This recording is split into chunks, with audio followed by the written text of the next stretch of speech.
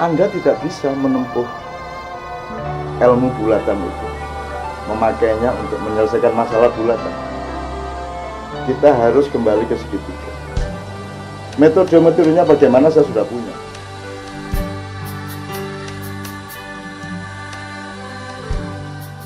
Mekanisme dan komprehensi dari tiga tadi, dari yang nanam, yang bikin, dan yang jual. Itu semua kan sekarang kacau balau. Sekarang mestinya kita negara itu kan memagari. Beda negara sini sama Brunei sama Malaysia, maka ada pagarnya. Nah sekarang pagarnya dibuka. Pagarnya dibuka. Misalnya gini, sekarang siapa saja di seluruh dunia boleh datang ke sini dan boleh memiliki tanah, boleh mendirikan rumah, boleh bikin usaha. Ya kalau gitu jangan ada negara. Kalau gitu langsung saja kita liberal global. Wes ayo tarung kan gitu. Siapa kuat dia yang menang. Jadi negara sekarang berkembang menjadi rimba kan gitu. Nah, dan lain sebagainya.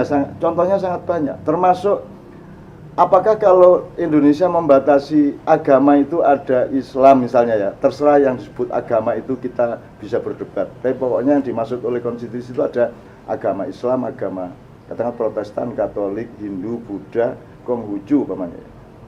Apakah kalau kita memakai demokrasi berarti kita juga memperbolehkan apa saja yang disebut agama itu untuk berlaku di sini?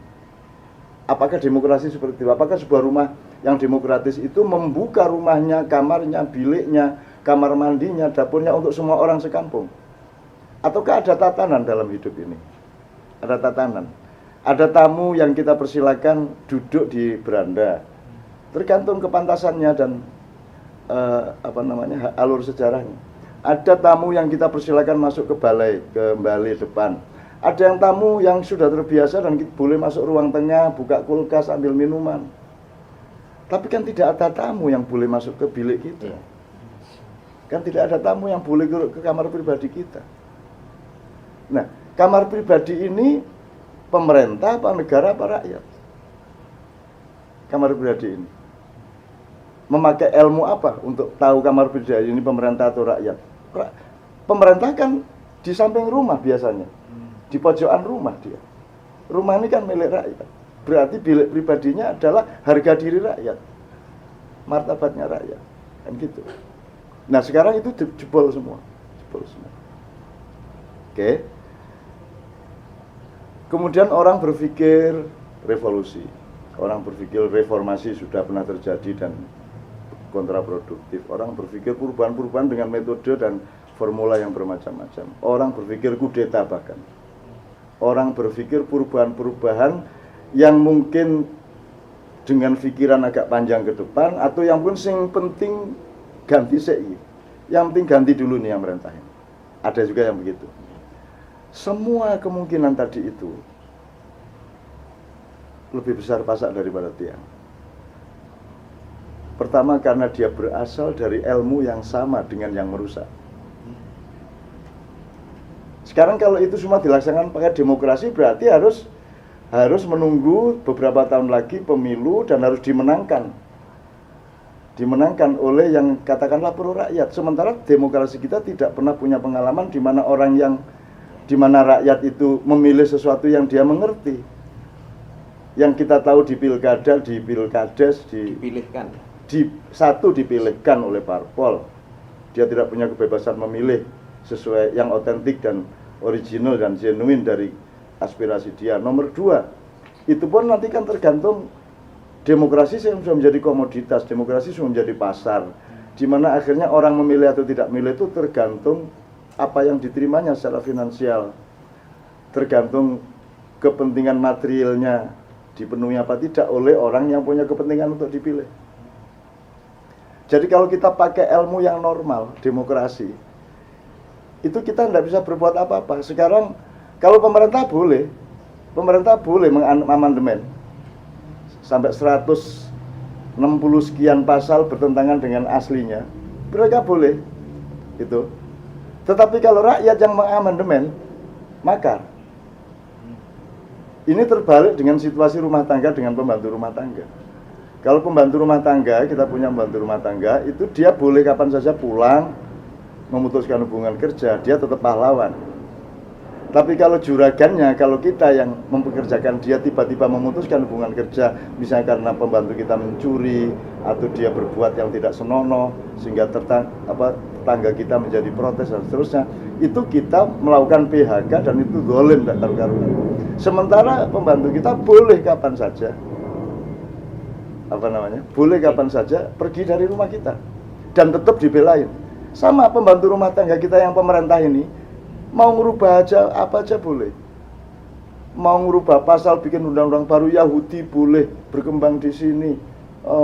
Semua pengusaha boleh punya usaha di sini, semua dokter di dunia boleh jadi dokter di sini. Kalau mereka boleh melakukan apa saja. Sementara kalau rakyat membantah, loh, kayak kita kurang dokter, kayak kita ini sudah punya kerjaan semua, kita kan belum punya kerjaan, kan banyak anak-anak muda yang butuh lapangan kerja, kok malah ada proyek peluang kerjanya diberikan kepada orang yang bukan orang kita gitu. Kalau kita ngomong begitu, kita dianggap rewel. Sehingga pemerintah itu sangat melotot kepada rakyatnya. Polisi sangat melotot kepada rakyatnya, sangat peka terhadap perbedaan yang muncul dari rakyatnya. Asal rakyat dikit aja berbeda dengan keputusan pemerintahnya, polisi sangat melotot. Sementara mereka sangat lembut, sangat ramah, sangat mengakomodasi, sangat menyiapkan payung banyak untuk yang dari luar.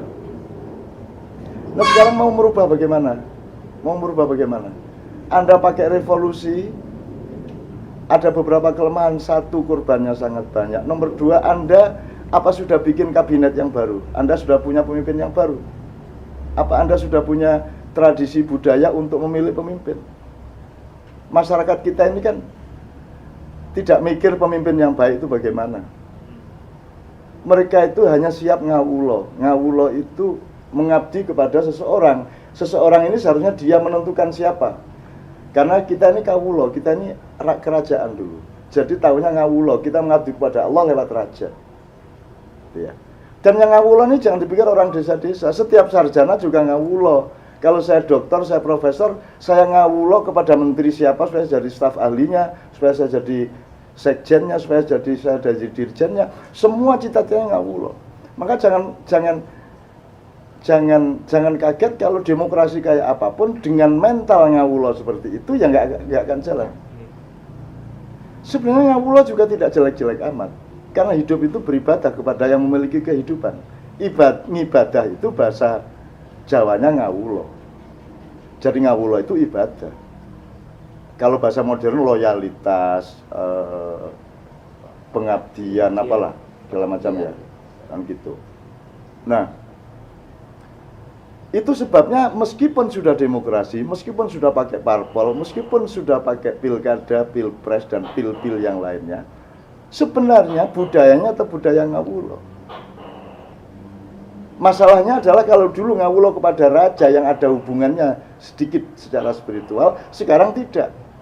Sekarang yang menjadi Tuhan adalah media massa dan medsos. Apa yang dibilang media massa, dia itu yang hebat, rakyat ngawulo kepada dia. Kan begitu. Kalau ternyata besoknya mengecewakan, setelah 2 tahun dia cari Tuhan yang baru. Gitu kan. Kalau kemarin cari Satrio Peningit dan media mengumumkan ini Satrio Peningit, ternyata bukan, besok cari Ratu Adil, besok cari Mesias, besok cari segala macam. Kan gitu. Nah, meskipun sudah pakai demokrasi, meskipun pakai prosedur parpol dan lain sebagainya dengan pemilihan-pemilihan, sebenarnya yang bertarung kan raja-raja. Mohon maaf lah, PDIP itu biar sampai kapanpun tetap Megawati. Karena Megawati anaknya Bung Karno. Tidak ada urusan sama kualitasnya, kemampuan kepemimpinnya, tidak ada urusan sama ilmunya, kayak kebaikannya, tidak ada urusan. Pokoknya dia anaknya Bung Karno. Dan kalau nanti, dan yang ambil keputusan tetap Megawati. Mau mempresidenkan siapa, mau menyalonkan siapa, tetap Megawati. Karena kerajaan. Kan gitu. Nanti kalau Mega tidak ada, ya sudah anaknya. Tidak perlu juga sekolah apa, tidak pintar apa, tidak ada urusan. Pokoknya garis itu.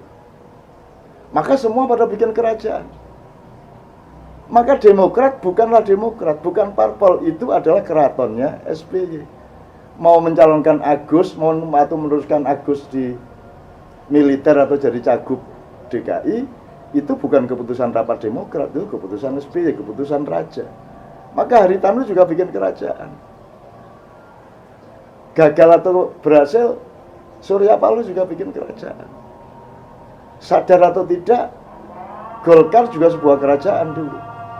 Gitu loh. Salahnya Pak Harto itu di akhir hidupnya, dalam tanda petik salah ya, karena dia kemudian di akhir hayatnya dia mempelajari Islam, sehingga dia kendor konsentrasi dan entitasnya sebagai raja. Sampai sekarang pun dia tidak mewariskan instruksi atau ajaran supaya meneruskan kerajaan Soeharto, karena dia pikir kalau Islam itu egaliter, kalau Islam itu yang penting rakyatnya, tidak penting apakah republik apakah raja, maka dia tidak meneruskan kerajaannya, maka tidak ada akselerasi ke Tutut, ke Tommy, ke Bambang, ke siapapun, kan gitu.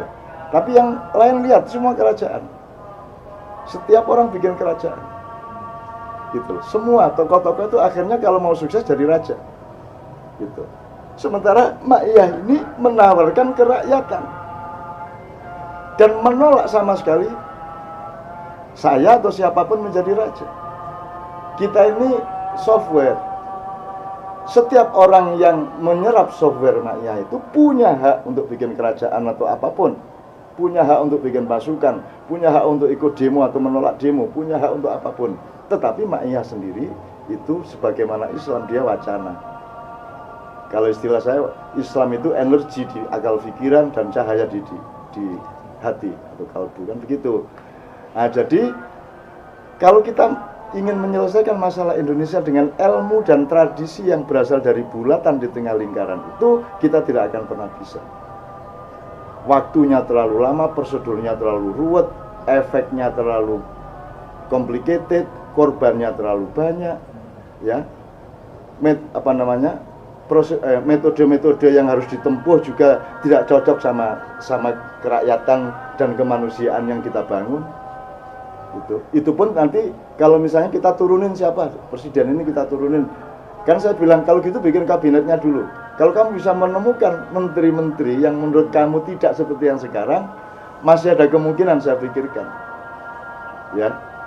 Itu pun kalau sudah menteri, jangan dipikir dirjennya oke, sekjennya oke, kepala bidangnya oke, bupati, gubernurnya oke, camatnya oke. Kita masih punya problem yang sangat panjang, sangat complicated, dan sangat banyak dari diri manusia yang jadi pejabat itu yang kita tidak tahu. Kita bisa terjebak, dia kelihatannya jelek selama belum jadi pejabat, begitu jadi pejabat dia bisa baik. Mungkin karena dia ingin membuktikan bahwa dia bukan orang jahat, maka dia menjadi baik. Sementara ada tokoh lain yang kita pikir memenuhi syarat dari sudut keagamaan, akhlak, integritas, ilmunya, pengalaman sosialnya segala macam, kita pikir dia akan menjadi pemimpin yang baik, ternyata sangat buruk. Karena dia tidak ingin membuktikan kebaikannya dan kecanggihannya. Bisa juga, itu semua misteri yang kita tidak bisa tembus. Maka teman-teman sekalian, saya selalu mengatakan kepada setiap publik Ma'iyah di mana-mana,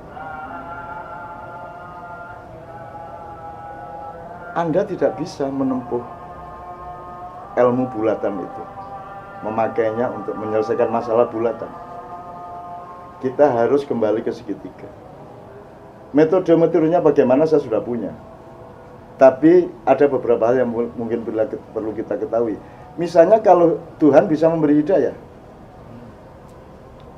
Nabi Muhammad bisa minta Allah memberi hidayah. Dan jangan dipikir Nabi Muhammad sudah tidak ada. Jangan dipikir Kanjeng Nabi sudah lewat. Rasulullah adalah penggembala kita semua. Rasulullah adalah orang pertamanya Tuhan, tangan kanannya Allah. Baru Jibril, baru yang lain-lain. Dia Nur Muhammad, kan gitu.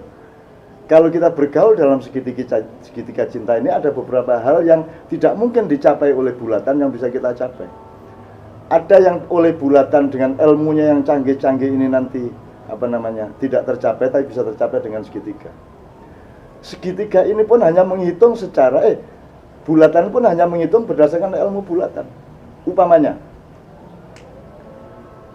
dipikirnya orang Islam itu Habib-habib, ormas-ormas. NO itu bukan PBNU, NO itu Nahdliyin. Gitu lah. Umat Islam itu bukan MUI, bukan NU, bukan Muhammadiyah, tapi orang Islam yang bekerja keras di bawah, bikin warung, jadi tukang ojek, jadi satpam, yang hatinya sungguh-sungguh kepada Tuhan. Meskipun syariatnya mungkin tidak hebat-hebat amat, tapi istiqomah hatinya kepada Tuhan itu benar. Jadi Indonesia ini dilindungi semuanya oleh rakyat kecil, gitu ya. Umat Islam itu beda dengan ormas Islam. Itu mereka tidak dihitung. Untuk menaklukkan Islam mereka cukup ke PBNU, PP Muhammadiyah dan mengumpulkan pimpinan ormas. Mereka tidak berpikir pada umat Islam. Itu pun, kalaupun mereka bisa menaklukkan umat Islam yang mereka belum pelajari wataknya, secara psikologi, secara tipologi, secara kultural, secara tradisi, melalui kata, bahasa, etos-etosnya rakyat, mereka nggak tahu. Dipikir mereka sudah menguasai kita semua hanya dengan memegang parpol-parpolnya. Kalaupun rakyat bisa kamu tindas, kalaupun rakyat umat Islam bisa kamu kalahkan, kamu jangan dipikir kalau mengalahkan umat Islam berarti kamu bisa mengalahkan Islam. Islam ini bukan milik saya, bukan milik umat Islam, bukan milik siapapun. Islam ini milik puncak dari segitiga itu. Kalau Anda melihat 212, Anda melihat kejadian-kejadian di Indonesia, Anda melihat sepak bola menang apa kalah, masa Anda tidak bisa melihat bahwa Tuhan bekerja, fa'alul lima yurid, bahwa Tuhan bekerja. Sekarang masalahnya adalah yang disebut solusi segitiga adalah kita melakukan sejumlah persyaratan supaya Allah bekerja maksimal menolong bangsa Indonesia yang di dalamnya ada mayoritas umat Islam. Karena kalau umat Islam tertolong, bangsa Indonesia semuanya tertolong. Umat Islam yang selalu dijelek-jelekin, selalu dibikin bodoh, selalu dikibulin, selalu direkayasa, gitu. Itu milik Tuhan. Dan kalau Tuhan berkehendak, itu sangat mudah bagi dia. Nah masalahnya sekarang, ini ditertawakan oleh dunia, oleh bulatan. Omongan saya ini ditertawakan oleh bulatan. Tapi saya berani bertaruh. Saya 64 tahun hidup, dan saya hidup dalam segitiga. Dengan bulatan yang bermacam-macam, saya hidup berdasarkan solusi segitiga. Saya tidak ikut mainstream, saya tidak menjadi pejabat, saya tidak masuk media massa setelah 20 tahun. Saya tidak menjalankan semua rumus-rumus bulatan. Tapi Allah membuktikan kepada saya bahwa itu jalan yang dituntun oleh Dia. Dan saya mendapatkan apa yang orang mendapatkannya setengah mati di bulatan-bulatan. Saya tidak pernah mencari apa yang saya dapatkan. Saya tidak pernah mengejar apa yang sekarang saya capai. Itu ya. Ini kalau contoh dari saya. Itu pun tidak usah didengarkan. Tapi intinya adalah bahwa sekarang ini Indonesia butuh solusi segitiga. Kan gitu. Yang kita lakukan selama ini adalah misalnya gini. Saya sampai mikir menganalisis, kan kalau Tuhan itu seluruh makhluknya kafir, kan Tuhan tidak keberatan, tidak rugi, tidak sedih, kan gitu. Terus kalau kita semua taat nih, sampai walang-walang, sampai tikus-tikus taat sama Allah, ya, semua suku, semua bangsa, semua binatang itu taat sama Allah, Allah juga tidak apa-apa. Nggak lantas dia ngantuk terus terbangun karena orang taat sama dia, enggak juga. Allah tidak terpengaruh oleh keingkaran atau kesetiaan makhluknya. Allah tidak terpengaruh oleh kekufuran atau kemusliman setiap hamba-hambanya. Tapi ada yang Allah bertindak dengan sebab tertentu, tapi tidak karena kita kafir atau kita muslim, tapi karena dia mencintai seseorang. Itulah sebabnya Nabi Nuh dikabulkan dengan banjir, Nabi Hud dikabulkan dengan badai dingin, badai es. Nabi Lut dikabulkan dengan gempa. Rasulullah dikabulkan dengan berbagai macam mukjizat. Nah, yang saya lakukan selama ini adalah ketemu sama siapa saja. Anda tahu seminggu bisa 3-4 kali dengan puluhan ribu orang. Dan yang saya lakukan, yang tidak kita panggil 10.000 orang itu, mereka datang-datang sendiri karena Allah. Yang kalau di surat Al-Maidah mengatakan kalau ada yang murtad di antara hamba-hambaku, maka aku akan datangkan kaum yang baru yang aku cintai dan mencintaiku. Kan gitu. Dan itu mereka itu adalah itu. Yang datang berdiri 6 jam sampai 7 jam di tengah becek, apanya di tengah hujan mereka tidak bergeming dan tidak berisik, tidak mengacau, aman satu sama lain, tidak ada yang nyuri, tidak ada yang goda, tidak ada yang macam-macam. Hanya karena cinta kepada Allah dan dicintai Allah mereka mampu bertahan seperti itu. Ya. Nah, yang saya lakukan dengan mereka semua di semua daerah selama ini di Indonesia adalah memohon kepada Allah dengan beberapa persyaratan yang kita lakukan agar mereka menjadi kekasihnya Tuhan. Kalau mereka menjadi kekasihnya Tuhan, alangkah mudahnya bagi Tuhan untuk merubah Jakarta, untuk merubah konstelasi, untuk merubah segala macam. Mungkin ini ditertawakan orang. Tapi saya sangat optimis dengan itu. Mereka semua salah sangka. Mereka pikir mereka bisa menguasai Indonesia. Mereka pikir mereka bisa menghancurkan umat Islam dan Islam. Mereka tidak kenal. Gitu. Jadi solusi segitiga ini kita efektifkan mulai Januari. Ya, dengan metode-metode yang khusus untuk komunitas yang dicintai Allah dan mencintai Allah tadi itu.